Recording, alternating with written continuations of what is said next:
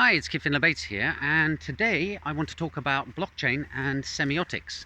Now, those of you who follow my videos will probably know a bit about blockchain, but maybe some of you don't know what semiotics or semiology is. And in short, it's the study of signs and the things that they signify. In fact, in semiotics, there's this concept of a signifier and a signified. And this ties in neatly with things such as language, but it can also apply to pictures, and it even applies to computer programming.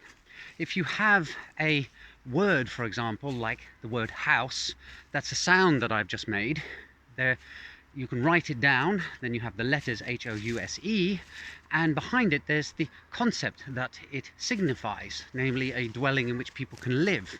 And that itself is a concept, but then you can actually have a physical reality, namely an actual building. So you can point at it and say, this house, and the person you're communicating will understand the meaning behind it, provided you both speak the same language and have the same concepts.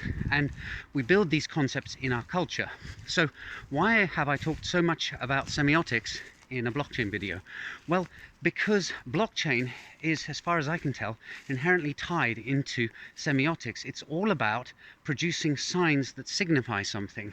And one of the things that allows us to do is analyze what has gone wrong with art NFTs. You've probably heard me banging on about it quite a bit at the beginning of this year, that when people are buying NFTs, they're not actually getting what they think they're getting.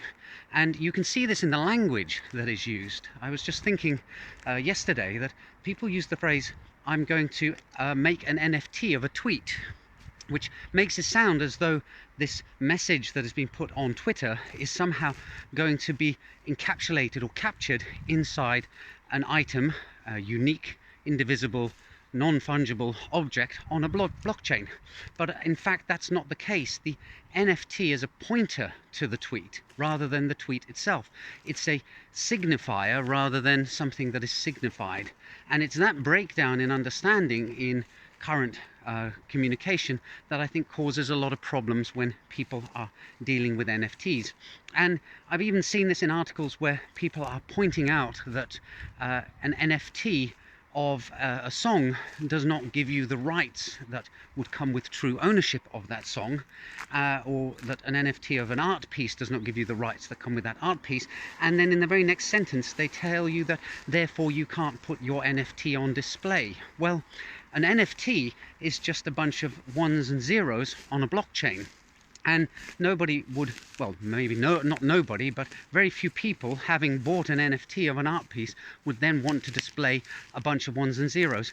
And actually, they would be allowed to display those ones and zeros if they wanted to. It's just that it wouldn't signify the art piece that they believed that they had bought. And so this is why things like NFTs need to have contracts that actually explain that the NFT represents an ownership of the abstract concept of having some kind of right over the artwork associated with it. And that's what's sadly missing from so many of these NFT art sites. Similarly, if you look at cryptocurrencies, again, the cryptocurrencies are signifying something. They're signifying value, the ability to exchange something for something else. So there's a whole bunch of research and study that the semioticians out there with nothing better to do could actually be engaging with. No doubt we're going to start seeing PhDs about blockchain and semiotics appearing sometime in the not too distant future when academia catches up. Anyway, I could go on and on about this at length, but I think I'll wrap it up here. I hope you found this interesting, and I'll see you all in the next video soon. Bye for now.